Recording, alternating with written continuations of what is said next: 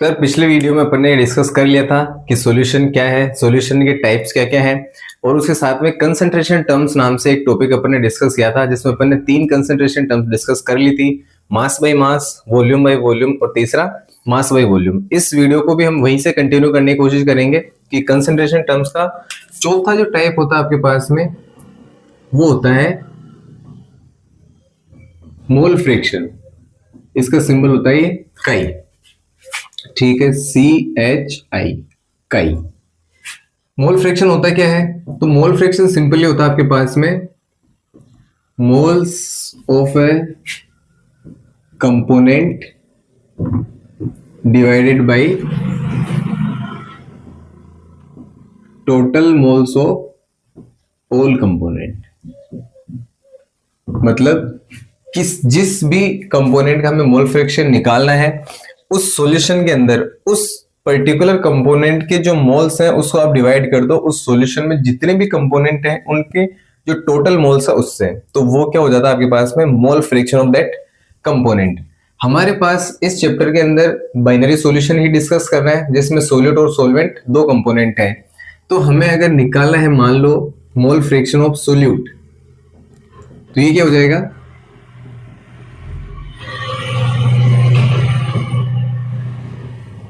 Moles of solute divided by total moles of solution. Total moles of solution का मतलब क्या हो गया? Mole fraction of solute is equal two moles of solute. मान लो हमने NB से रिप्रेजेंट किया, A और B सॉल्वेंट और सोल्यूट दो कंपोनेंट अपने माने हैं। टोटल मोल्स ऑफ सॉल्यूशन तो ये किससे मिलके बनते हैं अपने पास? Moles of solute, solvent and moles of solute. तो ये क्या आपका मोल फ्रैक्शन ऑफ सोल्यूट। इसी तरह से हम क्या निकाल सकते हैं? मोल फ्रैक्शन ऑफ सॉल्वेंट भी निकाल सकते हैं। सिर्फ चेंज क्या आएगा कि उसमें मोल्स ऑफ सॉल्वेंट ऊपर आ जाएगा, बाकी मोल्स ऑफ सॉल्यूशन उससे हम उसको डिवाइड कर देंगे मोल्स ऑफ सॉल्वेंट को, तो ये क्या आ जाएगा? Mole fraction of solvent. Mole fraction के अंदर अपने को दो चीजें जो है वो याद रखनी है, नोट लगा के लिख लेना इसको अच्छे से। पहली चीज तो क्या है कि मोल फ्रैक्शन जो होता है वो आपके पास में यूनिटलेस होता है। दूसरी यूनिटलेस क्या होता है? मोल्स डिवाइडेड बाय मोल्स, तो मोल से मोल्स कट जाएगा, तो जो इसकी यूनिट आएगी मोल फ्रैक्शन की वो क्या आएगी आपके पास में? यूनिटलेस। ठीक है। दूसरी चीज, जितने भी कंपोनेंट होते हैं आपके पास में उन सब का मोल फ्रैक्शन अगर आप ऐड कर दो तो वो हमेशा 1 के इक्वल आएगा। ठीक है, चलो इसका अगर अपने क्वेश्चन करें थोड़ा सा और क्लियर हो जाएगा। क्या क्वेश्चन है? Calculate mole fraction of ethanol in a solution of 46% ethanol weight by weight. देखना, मोल फ्रैक्शन निकालना है किसका? एथेनॉल का। तो पहली बात तो हमें क्या गिवन है? तो given weight of solute which is ethanol वो क्या है आपको दिया हुआ? 46 ग्राम। ठीक है। गिवन वेट ऑफ सोलवेंट क्या हो जाएगा? क्योंकि यहाँ पे हमें सोलवेंट मेंशन नहीं कर रखा है तो हम इसमें इसको हम कहेंगे कि एक्वस सॉल्यूशन होगा और इसके अंदर जो आपके पास में सोलवेंट होगा वो होगा वाटर, और वो कितना हो जाएगा आपके पास में? 54 ग्राम। कैसे? 100 माइनस 46 ग्राम, वो कितना आएगा आपके पास में? 54 ग्राम। तो इस तरह से मोलर मास आपके पास में सोल्यूट का क्या हो जाएगा? देखो, इथेनॉल होता है आपके पास में C2H5OH, 2 कार्बन 24, हाइड्रोजन आपके पास में 6 और एक ऑक्सीजन कितना? 16। तो कितना हो जाएगा? 24 6 30, 40 और 6 46 ग्राम। इसी तरह से मोलर मास ऑफ सोलवेंट आप में क्या है? वाटर होता है आपके पास में H2O, तो कितना हो जाएगा? 2 हाइड्रोजन के 1 ऑक्सीजन का, कुल मिला के 18 ग्राम। ठीक है। इन सबसे मिला के अपन क्या निकाल सकते हैं? Moles of solute, that is moles of ethanol. क्या हो गया? Given weight upon molar mass. Given कितना आपका 46 ग्राम और मोलर मास भी कितना 46 ग्राम, ग्राम से ग्राम कैंसिल, कितना आ जाएगा 1 मोल। इसी तरह से अपन क्या निकाल सकते हैं, moles of solvent that is moles of water H2O। तो इसका गिवन वेट कितना अपने पास 54 ग्राम और इसका मोलर मास होता है 18 ग्राम। व्हेन वी डिवाइड दिस तो हमारे पास क्या जाएगा 3 मोल्स। ठीक है, तो हमारे पास मोल्स ऑफ सोल्यूट जो क्या है NB वो कितने आ गए 1 मोल, साथ ही moles of solvent that is Na वो कितना आ गया 3 मोल। अब कुछ नहीं करना है, जो भी अपना ये फॉर्मूला है उसमें हम 1 mole 3 mole moles of solute moles of solvent को रखेंगे और इनकी वैल्यू पुट करके सिंपल से इसका आंसर निकालेंगे। देखना, तो mole fraction of ethanol C2H5OH कितना हो जाएगा, इसे खुद के मोल्स कितने हैं आपके पास में, moles of ethanol divided by moles of ethanol plus moles of water, तो 1 डिवाइडेड बाई 1 प्लस 3, तो मोल फ्रैक्शन ऑफ आपका इथेनॉल कितना आ जाएगा 0.25, ये कितना आ जाएगा 1/4, तो 0.25। सिमिलरली हमने क्या कहा था, एक नोट लगाया था, सोलवेंट का मोल फ्रैक्शन और सोल्यूट का मोल फ्रैक्शन अगर उसका एडिशन करें तो कितना आता है 1। तो यहां से हम क्या कर सकते हैं, अगर हम निकालें कि मोल फ्रैक्शन ऑफ वाटर कितना है तो हम क्या कर सकते हैं, इस सोल्यूट को बराबर उधर लेकर के जाएंगे तो 1 माइनस में हो जाएगा, तो 1 minus mole fraction of ethanol और ये कितना आ जाएगा 1 माइनस 0.25, तो ये आ जाएगा 0.75। तो मोल फ्रैक्शन वाटर का कितना आएगा आपके पास में 0.75। तो 5 में अपने पास क्या है मोलरिटी, इसको रिप्रेजेंट करते हैं अपन कैपिटल M से। ठीक है, तो मोलरिटी आपके पास में क्या होता है, it is number of moles of solute dissolved in 1 liter of solution। ये होता है आपके पास में मोलरिटी। फॉर्मूला क्या बनता है, मोल्स ऑफ सोल्यूट, हम सोल्यूट के मोल से कैलकुलेट करना चाह रहे हैं सब में मिला के, divided by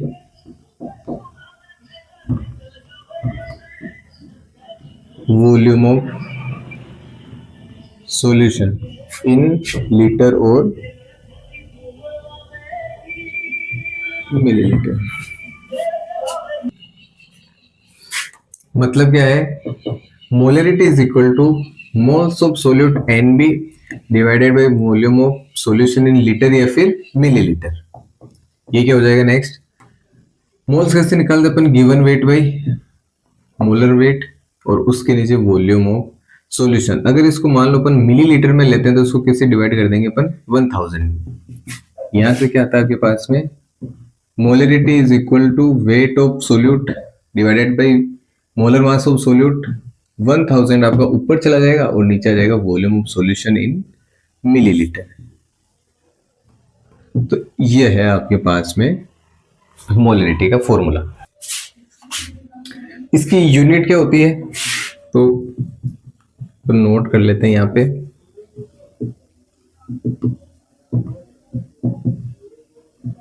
unit of molarity वो क्या हो जाएगी, ऊपर क्या आपके पास में मोल और नीचे क्या है सॉल्यूशन, किसमें लीटर में या मिलीलीटर, ऊपर जाएगा तो इनवर्स में आ जाएगा। तो जो यूनिट है आपकी वो क्या हो जाएगी मोल पर लीटर। ठीक है, इसी पे बेस्ड एक क्वेश्चन कर लेते हैं अपन। क्वेश्चन क्या आपके पास में, calculate molarity of 5% NaOH solution in 500 ml volume. ठीक है, तो देखो इसमें अपने को सॉल्यूशन में सबसे पहले देखना है गिवन क्या क्या है। तो इसमें क्या गिवन अपने को, वेट ऑफ NaOH गिवन है कितना 5 ग्राम, और यही क्या है वेट ऑफ सोल्यूट। इसी को अपन क्या लिखेंगे भी, WB। WA वो क्या हो जाएगा, वेट ऑफ आपका H2। वैसे काम में आना नहीं पर फिर भी लिख ही लेते हैं, कितना आएगा 95 ग्राम समझने के लिए। और वॉल्यूम आपका जो है ml में दिया हुआ है, और कितना है 500 ml। Molar mass of solute ये जरूरी अपने पास निकालना ही है। सोडियम का होता है 23, ऑक्सीजन का 16, हाइड्रोजन का 1, कितने हो गए 23, 24, 40 ग्राम।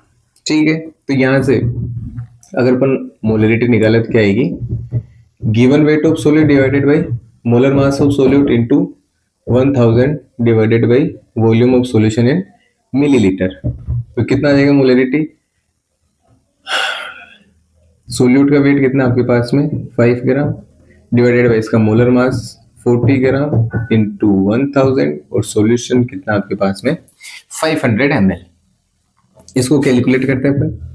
देखो 500 से 1000 2 टाइम, ग्राम से ग्राम कैंसिल, 5 1 जा 1, 5 8 जा 40, 8 टाइम्स, 2 1 जा 2 और 2 4 जा 8। तो जो मोलरिटी है आपके पास में वो कितने आएगी, मोलरिटी कितने आएगी इसमें 1/4 मोल पर लीटर, या इसको और लिखे तो 0.25 मोल पर लीटर। ये क्या आपकी मोलरिटी। इस तरह से अपन मोलरिटी कैलकुलेट करते हैं। इसके बाद में अपने पास में लगभग सेम दिखने वाली एक और कंसंट्रेशन टर्म होती है, थोड़ा सा ही डिफरेंस होता है पर वो डिफरेंस बहुत जरूरी डिफरेंस है, गलती हम वहीं पे करते हैं अक्सर।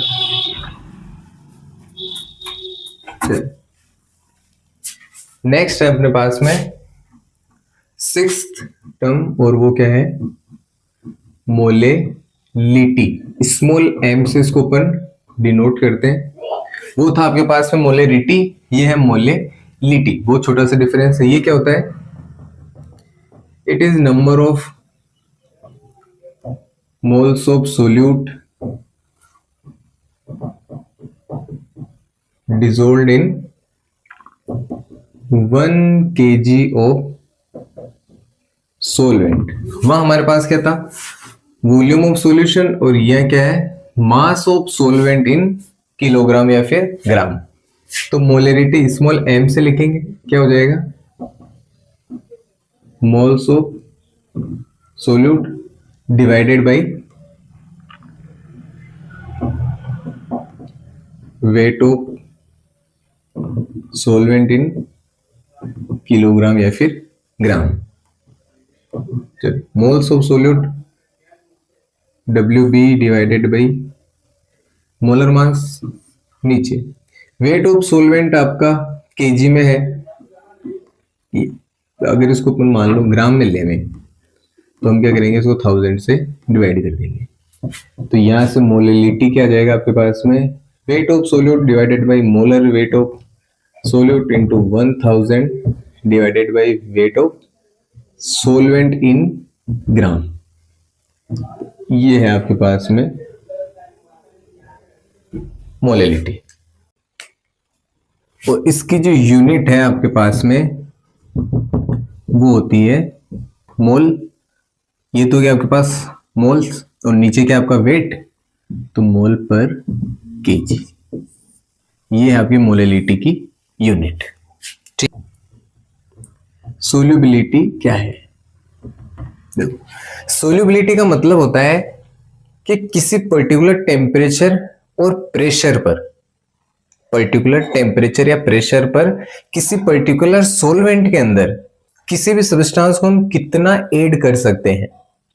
आपके पास में मान लो एक बीकर है, इस बीकर के अंदर आपको, इसमें एक सॉल्वेंट भरा हुआ है पहले से, लिक्विड सॉल्वेंट मान लेते हैं अपन, ये सॉलिड या गैसेस कैसा भी हो सकता है। इसके अंदर हमें कोई सब्सटेंस ऐड करना है, ठीक है, कोई कंपाउंड ऐड करना है। तो कितना कंपाउंड हम इस सॉल्यूशन के, इस सॉल्वेंट के अंदर ऐड कर सकते हैं, तो इस सब्सटेंस की जो मैक्स अमाउंट है ठीक है, कहाँ पे, टेम्परेचर और प्रेशर पे, वो क्या कहलाएगी, इस सब्सटेंस की सोल्यूबिलिटी। ठीक है, इसकी डेफिनेशन अपन लिखते हैं। अब ये तो अपन ने थोड़ा समझ लिया, चलो डेफिनेशन क्या हो जाएगी, it is the maximum amount of A substance that can be dissolved in a particular solvent, solvent fix होगा, at particular temperature and pressure,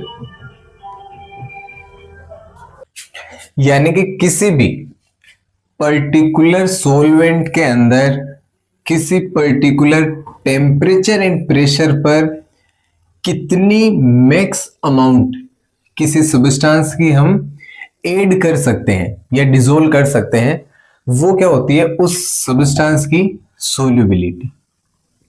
ठीक है, अब इसमें अपने को क्या देखना आता है, फैक्टर या factors on which solubility depends। क्या क्या फैक्टर इस पे सोल्युबिलिटी डिपेंड करती है, मतलब सोल्युबिलिटी कब क्या होगा तो ज्यादा होगी, कब क्या होगा तो कम होगी, वो सारे फैक्टर्स। तो देखो, जब भी अपने को किसी चीज के फैक्टर्स देखने होते हैं तो उसी की जो डेफिनेशन है उसके अंदर मैक्स फैक्टर्स जो होते हैं वो इन्वॉल्व होते हैं। जैसे देखना, सबसे पहले इसमें क्या दिया हुआ है, पर्टिकुलर सोलवेंट, और क्योंकि ये सब्सटेंस आपका एज अ सोलवेंट, अपन एज अ सोल्यूट इसको ऐड करेंगे, तो जो सबसे पहला फैक्टर आता है वो आता है आपका nature of solute and solvent. सबसे पहला फैक्टर क्या है, nature of solute and solvent. मतलब क्या, इसको ऊपर डिटेल में भी थोड़ा आगे पढ़ेंगे, अभी के लिए इतना समझ लेते हैं अपन। एक लाइन होती है, लाइक डिसोल्व्स लाइक, ये इतना सा समझ लेते हैं अपन अभी के लिए। लाइक डिसोल्व्स लाइक, जैसा सोलवेंट होगा उसी तरह का सोल्यूट उसमें ऐड किया जा सकता है। इसको अपन डिटेल में भी अगले वाले टॉपिक में पढ़ेंगे अपन। अब अगले सेकंड पे चलते हैं। देखो, पहला तो हो गया सोलवेंट और सोल्यूट का आपका नेचर कैसा है, फिर हमारे पास क्या, पर्टिकुलर टेम्परेचर एंड प्रेशर। तो एक क्या फर्क पड़ेगा इस पे, क्या फैक्टर होगा भाई, टेम्परेचर का। टेम्परेचर का क्या रोल है, देखो सोल्यूट प्लस सोलवेंट ये मिलके क्या बना रहे हैं अपने पास में, सॉल्यूशन। ठीक है, ये एक रिएक्शन है, सोल्यूट सोलवेंट रिएक्शन करेंगे और सॉल्यूशन बनाएंगे।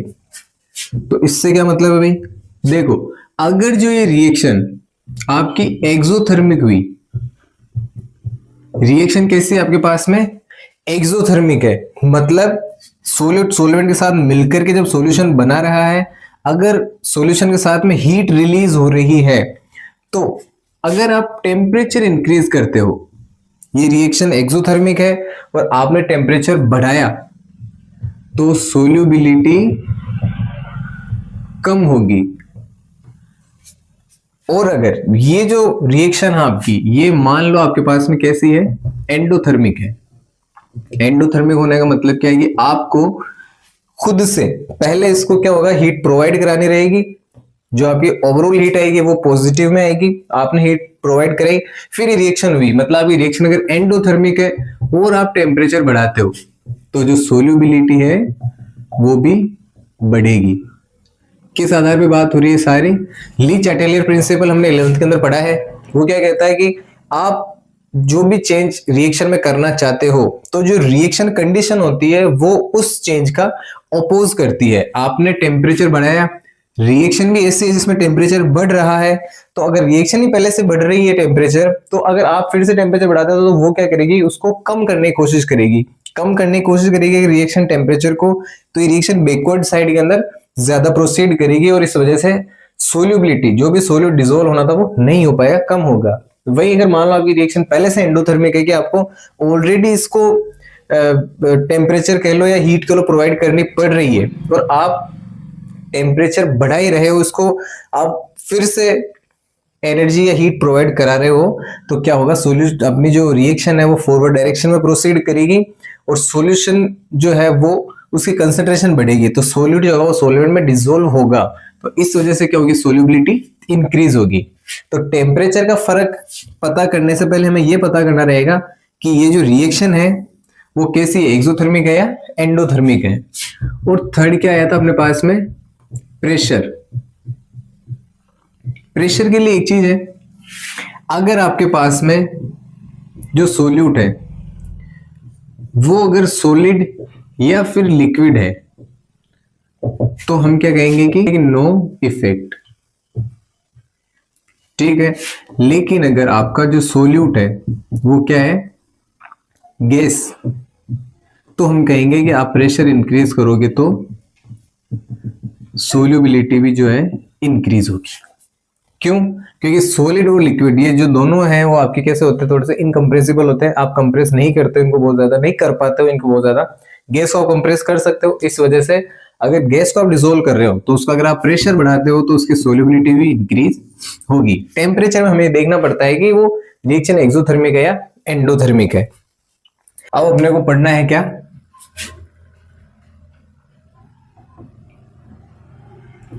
Liquid solution. इसमें अपने पास में 3 केस थे, सॉलिड इन लिक्विड, ठीक है, पहला केस। दूसरा था गैस इन लिक्विड, मैं इसको इस सीक्वेंस में लिख रहा हूं क्योंकि इसी सीक्वेंस में अपन इसको पढ़ेंगे।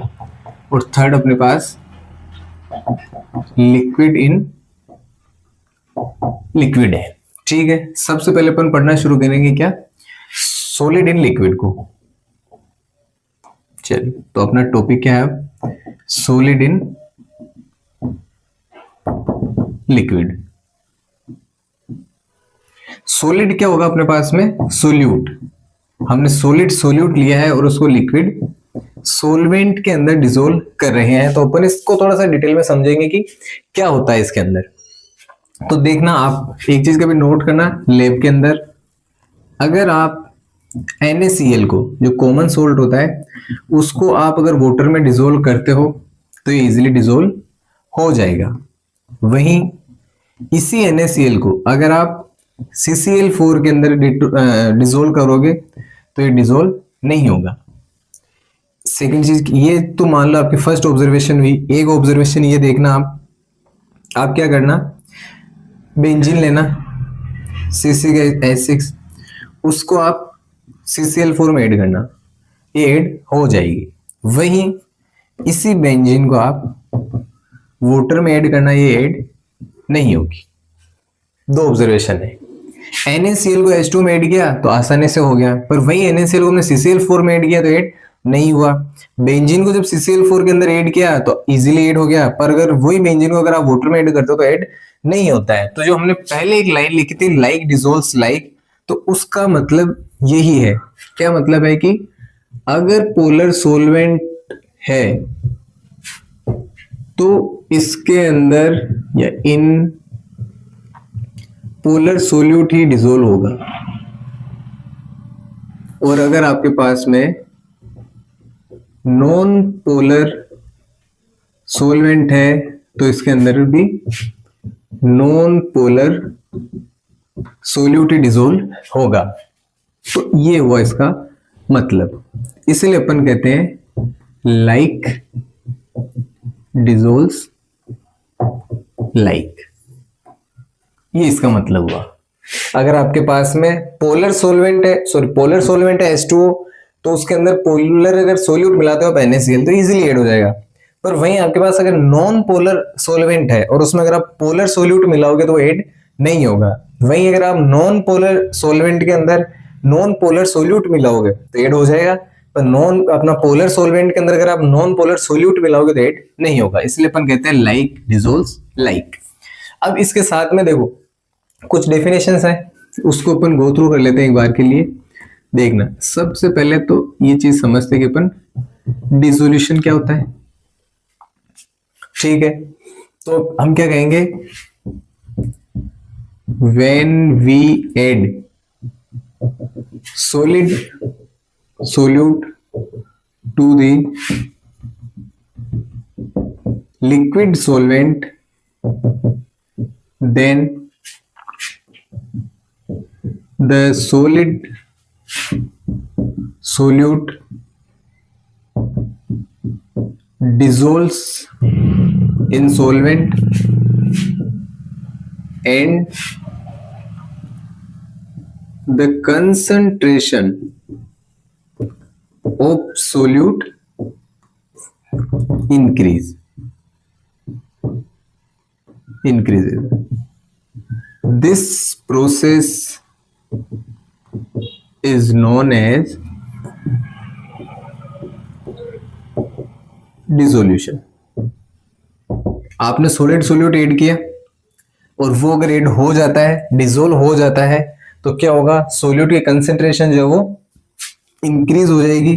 और इस सोल्यूट की कंसेंट्रेशन को इंक्रीज होने का मतलब क्या है कि वो प्रोसेस क्या हो जाती है आपके पास में, डिसोल्यूशन. डिसोल्यूशन के बाद के अंदर एक और डेफिनेशन है, वो क्या है, क्रिस्टलाइजेशन. ये सेम ही है. इसमें तो क्या हो रहा है आपके पास में, आपने सॉलिड सोल्यूट लिया, उसको आपने क्या किया,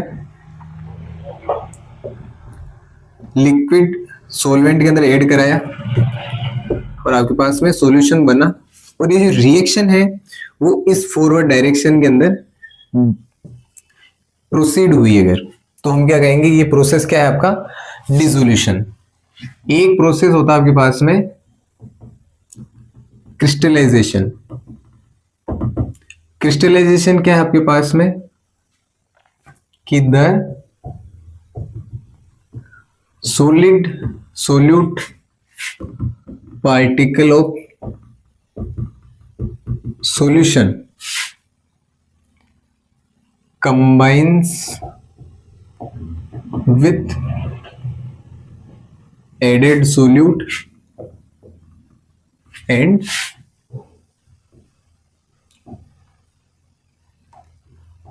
separate out of solution, and the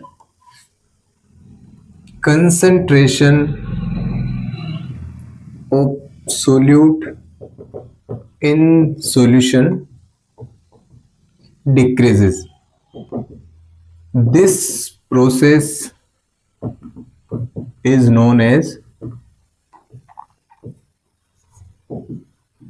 crystallization.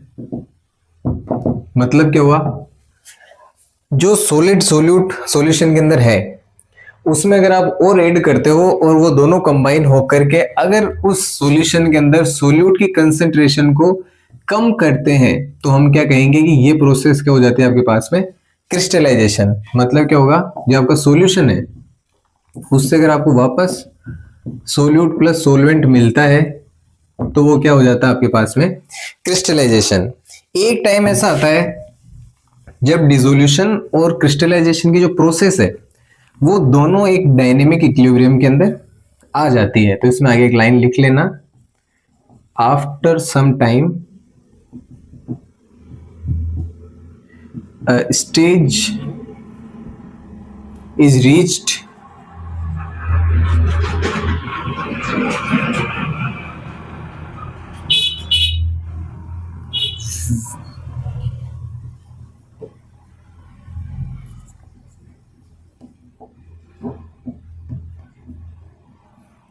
a stage is reached where a dynamic equilibrium stabilizes between dissolution and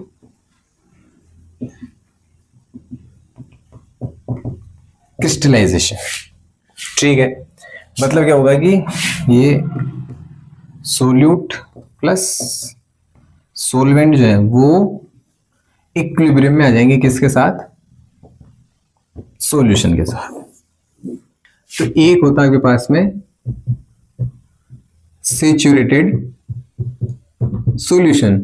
अब सैचुरेटेड सॉल्यूशन क्या होता है भाई, ऐसा सॉल्यूशन जिसके अंदर आपने max amount of solute add कर दिया है, उसमें अब कोई भी सोल्यूट ऐड नहीं हो सकता है, वो आपके पास में क्या है, saturated solution but at particular temperature. जैसे मान लो आपने क्या किया, वापस एक बीकर लिया, बीकर में आपने लिया पानी और ऊपर से आप इसमें क्या कर रहे हो, ग्लूकोज शक्कर अगर उसमें आप ऐड कर रहे हो तो आप ऐड कर रहे हो, टेम्परेचर नहीं बढ़ रहा, टेम्परेचर फिक्स है, कांस्टेंट है, पर्टिकुलर टेम्परेचर है, इसमें आप शक्कर ऐड कर रहे हो। एक टाइम ऐसा आएगा वो स्टिर भी करते जा रहे हो, उसमें घुलती जा रही है। द प्रोसेस ऑफ डिसोल्यूशन जो वो कंटिन्यू हो रहा है, रेगुलर डिसॉल्व हो रही है। एक स्टेज ऐसे आ जाएगी कि उसके अंदर अगर आप एक दाना शक्कर का और डाल देते हो तो वो भी डिसॉल्व नहीं होगा, बट प्रोवाइडेड टेम्परेचर कांस्टेंट हो। तो उसमें जब ऐसी स्टेज आ जाए जहां पे और सोल्यूट ऐड नहीं हो सकता है, तो वो जो सॉल्यूशन होता है उसको अपन कहते हैं कि भैया ये जो सॉल्यूशन है ये क्या है, सैचुरेटेड सॉल्यूशन हो चुका है। कि यह solution in which no more solute can be dissolved is known as saturated solution at particular temperature।